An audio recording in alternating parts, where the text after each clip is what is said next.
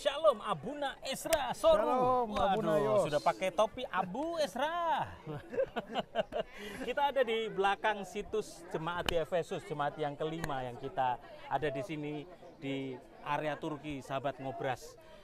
Jemaat Efesus sangat ditekankan sekali tentang kehilangan kasih yang mula-mula. Bahkan dikatakan, ingatlah betapa dalamnya engkau telah jatuh, bertobatlah dan lakukanlah lagi. Pak, separah apa sih Pak sampai harus ditegur kayak begitu? Ya, mereka memang adalah orang yang tekun, tapi ketekunan mereka itu rupanya hanya formalitas saja. Ya. Kita sambil hanya masuk ke sana, Pak. formalitas saja sehingga tidak menunjukkan bahwa itu didorong oleh motivasi. Jadi motivasi ini penting. Nah, kita bisa melihat bahwa kadang-kadang kita menganggap bahwa orang kalau jatuh paling hebat adalah jatuh dalam perzinahan. Ya. Tapi justru ini kehilangan kasih itu juga jatuh secara besar. Betapa dalamnya engkau telah jatuh. Nah, mengapa kasih ini hanya masalah kasih saja dianggap sebagai kejatuhan besar? Ya. Karena ini hukum yang terutama. Kasihilah Tuhan Allahmu dengan segenap hatimu, kasihilah sesamamu. Ini dua hukum yang terbesar. Bahkan 10 hukum kalau dirangkum itu hanya 2 aja. Kasih Tuhan Allahmu, kasih sesamamu. Nah, kalau jatuh di dalam urusan mengasihi, maka ini sebenarnya kejatuhan besar. Tapi Pak, padahal ayat sebelumnya kan kuat sekali itu dikatakan kamu yang gigih, kamu tekun gitu. Tapi kenapa mereka bisa kehilangan kasih? Ya, kadang-kadang justru karena kegigihan, orang menjadi fokusnya menjadi berubah. Orang misalnya melayani, dia fokus pada pelayanan, tapi dia lupa pada siapa yang dia layani. Ya, dia fokus pada penginjilan, tapi dia mengabaikan siapa yang dia beritakan. Nah, itulah sebabnya memang kita semua perlu berhati-hati menjaga.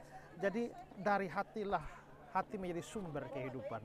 Dari hatilah keluar semuanya, dan karena itulah maka melayani Tuhan pun harus dari hati kita. Ya. Jadi melayani pekerjaan Tuhan itu berbeda dengan melayani Tuhan, gitu Pak ya. Ya. Kadang orang sibuk dengan melayani pekerjaan Tuhan sementara kehilangan kasihnya kepada dan Tuhan. ini motivasi kan Pak? Ya. Karena orang bisa melakukan hal-hal yang sama, motivasi berbeda. Ya. Orang melayani Tuhan, Paulus juga menyebut ada orang yang melayani untuk melayani perut mereka sendiri kan. Ya. Jadi itu masalah motivasinya. Ya. 2 orang bisa pergi kebaktian atau ibadah bersama-sama, tapi satu motivasi sungguh-sungguh mengasihi Tuhan, satu tuh karena mungkin cari hiburan atau nggak ada kegiatan, macam-macam. Jadi motivasi itu penting sekali di dalam kehidupan kekristenan kita. Pak Ezra, jemaat di Efesus ini kan juga kurang apa gitu? Didatangi, bahkan dibimbing, dipimpin oleh rasul-rasul hebat, bahkan di ayat-ayat yang lain ditemukan ada Paulus, ada Timotius, ada siapa lagi Pak? Yohanes pernah? Yohanes malah tinggal di sini. Nah, pendeta hebat, rasul hebat, membangun sebuah jemaat. Mereka gigih, tekun. Apa yang salah? Dan apa hubungannya dengan kekristenan hari-hari Jadi ini? sebenarnya urusan iman dan urusan mengasihi itu urusan pribadi. Ya, Urusan pribadi. kita bisa dilayani oleh orang hebat, tapi kalau kita sendiri secara pribadi nggak sungguh-sungguh mengasihi Tuhan, nggak peduli itu mau urusan pendeta hebat atau pemimpin hebat. Hari ini banyak orang bangga karena pendetanya populer, pendetanya terkenal, pendetanya jadi public figure. Tapi persoalannya, you sendiri bagaimana? Gitu. Nah, mengasihi Tuhan atau tidak? Jadi pendeta kita tidak ada mempunyai pengaruh dalam pengajaran, tapi mengasihi Tuhan itu urusan yang lain. Kita sambil jalan-jalan di jemaat Efesus, bagaimana situs ini menunjukkan kekristenan yang hebat itu ternyata cuman jadi runtuh dan rubuh begitu saja. Ini bukan gerejanya Pak, ini perpustakaan. Perpustakaan. Kalau di gereja kita bisa lihat tadi ada gambaran di atas sana. Jadi ini kota tua Romawi dan kota Efesus pada masa lampau. Jadi kita memang juga nggak terlalu tahu persis di mana posisi gereja, tapi dengan melihat kondisi kota begini, artinya ini kondisinya mapan sekali Pak.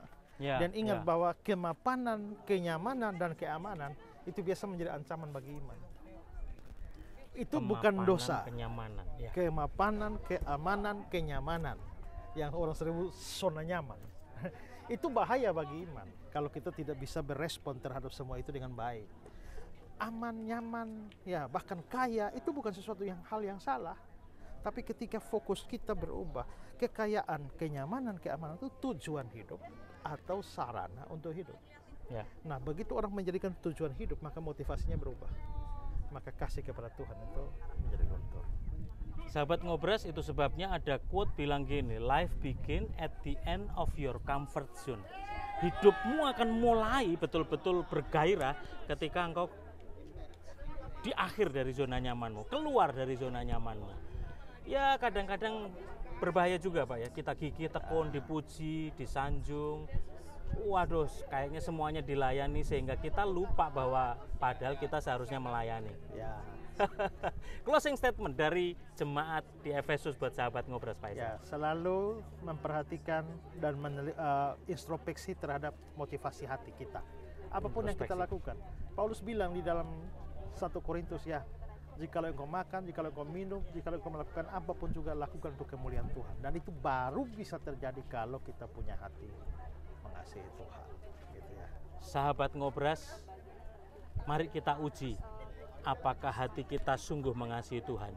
Dan setiap hari kita tulus bisa berkata, aku mengasihi Engkau Yesus dengan segenap hatiku. Atau kadang-kadang cuma setengah hatiku. Atau kadang-kadang bahkan seperapat gitu. Karena kita udah terlalu sibuk melayani gitu ya. Ya puji nama Tuhan, kita belajar betul-betul dari jemaat-jemaat di kitab Wahyu supaya kita tidak perlu mengulang kesalahan yang sama. Jaga hati, jaga iman kita supaya kita tetap senantiasa mengasihi Tuhan. Dari jemaat Efesus kami sampaikan pesan Tuhan ini bersama Bapak Pendeta Ezra Alfred Soru. Tuhan Yesus memberkati. Shalom. Sekarang